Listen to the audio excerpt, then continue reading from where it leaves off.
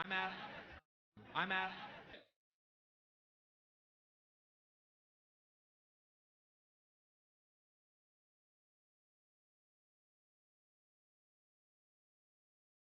In an article at Pennsylvania.com titled Forensic Odontology, Missing and Unidentified Persons, it states, dental records have been used for over 200 years in this country for the identification of deceased.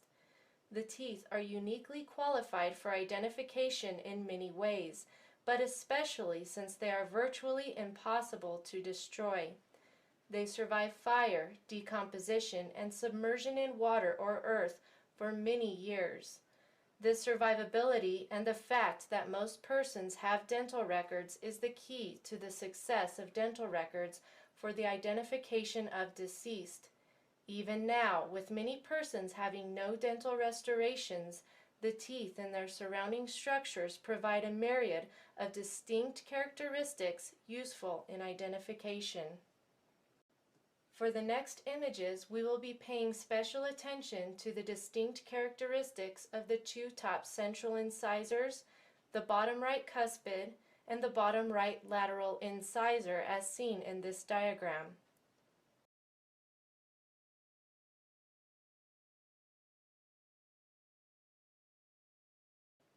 In this first image, we have red arrows pointing to the two top central incisors.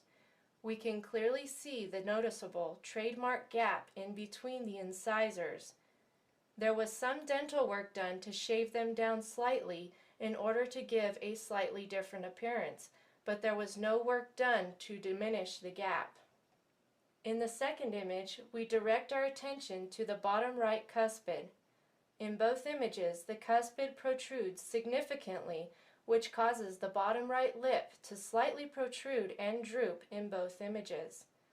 The image on the left is a little more pronounced because the heavier bottom lip was reduced in size during plastic surgery, and we can clearly see that in the image on the right, the bottom right cuspid has been ever so slightly shaved down. In this last image, we can see that the right lateral incisor sets behind both the bottom right cuspid as well as the bottom right central incisor. Though the appearance of the teeth have been altered slightly through shaving them down, the individual crookedness and displacement of the teeth have remained the same. Next, let's take a look at some other irrefutable forensic evidence into the true identity of Alex Jones.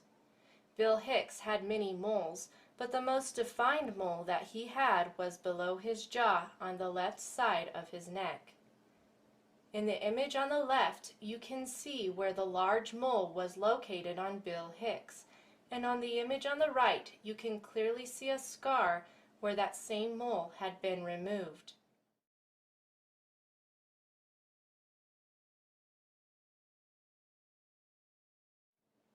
Most of Bill Hicks' moles were removed during plastic surgery, but if you look closely, you will find either scars, blemishes, or smaller freckles that were not removed because they were small and more likely to go unnoticed.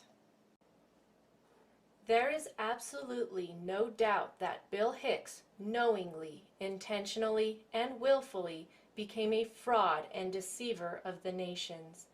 He willingly chose to become the controlled opposition of the one world government.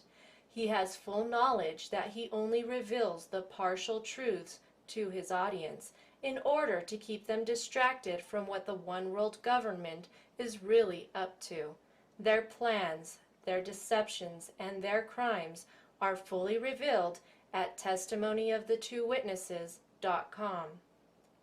But the forensic evidence does not end with just teeth, moles, marks, like mindsets, and actions. The most damaging evidence to prove that the Alex Jones you know today is not who he says he is. There was another Alex Jones.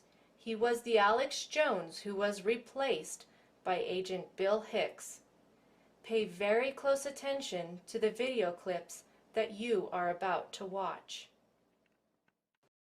We're sick and tired of it. Make sure you say United Nations. We stand for this